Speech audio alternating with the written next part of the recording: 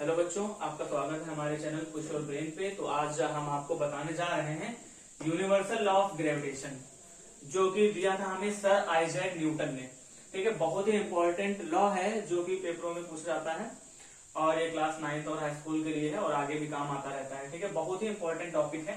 तो देखिए, जो ग्रेविटेशन लॉ ऑफ यूनिवर्सल होता है वो दो बॉडी का जो मास होता है, इस बॉडी का जो मास होता है, ठीक है, इसके बीच में काम करता है। ठीक है, जैसे हमारा जो मून है अर्थ के राउंड लगा रहा है, ठीक है, तो वो भी एक मास की वजह से है, फोर्स ऑफ अट्रैक्शन लगता है उसी की वजह से है।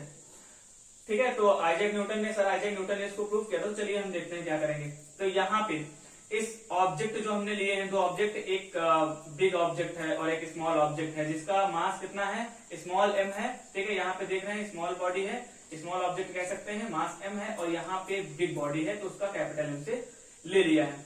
ठीक है, तो हमको ये प्रूव करना है। तो देखिए कैसे करेंगे। Let two object A and B, तो यहाँ पे दो ऑब्जेक्ट A एंड B हैं of masses M and M। ठीक है, फिर lie at a distance D, जो कि डिस्टेंस D से लाई कर रहे हैं, क्योंकि जो मास होता है बॉडी का वो सेंटर से लगता है। ठीक है, यहां भी इसके सेंटर से लग रहा है, इधर भी सेंटर से लग रहा है। ठीक है, तो D from each let the force of attraction between, जो फोर्स ऑफ अट्रैक्शन है बिटवीन टू ऑब्जेक्ट, इन दोनों ऑब्जेक्ट का कितना है, F है। तो according to the universal law of gravitation क्या होगा अगर ऐसा है, तो क्या कर सकते हैं, the force of attraction, the force between two object, इस दो ऑब्जेक्ट का जो फोर्स होता है इज डायरेक्टली प्रोपोर्शनल। ये क्या होता है, डायरेक्टली प्रोपोर्शनल होता है मासेस का, directly proportional to the product of masses. तो इनको क्या करेंगे, प्रोडक्ट कर देंगे, m इंटू एम कर दिया, और F directly proportional to the m into M, इसको इक्वेशन 1 मान लिया।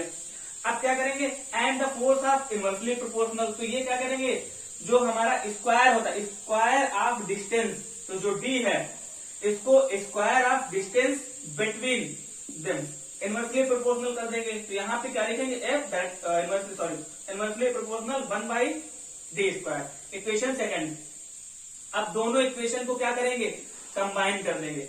तो यहाँ पे क्या देखने को मिल रहा है, F directly proportional mm upon में, ठीक है, D स्क्वायर हो गया। अब यहाँ पे क्या करेंगे, F है, ठीक है, तो F को क्या करेंगे, यहाँ पे हम जब भी प्रोपोर्शनैलिटी हटाते हैं तो हम कोई ना कोई कांस्टेंट लेना पड़ता है। तो यहाँ पे G लिया है क्योंकि ग्रेविटेशनल फोर्स है, तो यहाँ पे G ले लिया है। तो क्या लिखेंगे, m into M by D square, और इसकी यूनिट क्या होती है, n होती है। Where G is a constant, जहां पे G क्या है, एक कांस्टेंट है। अब एक चीज और देखिए कि जो G है, G की आप वैल्यूज को आपने देखा होगा, ये जो वैल्यू आती है G की 6.673 इंटू 10 टू द -11। ठीक है, तो ये जो वैल्यू है ऑब्टेन की थी वो हेनरी कैवेंडिश ने ऑब्टेन की थी।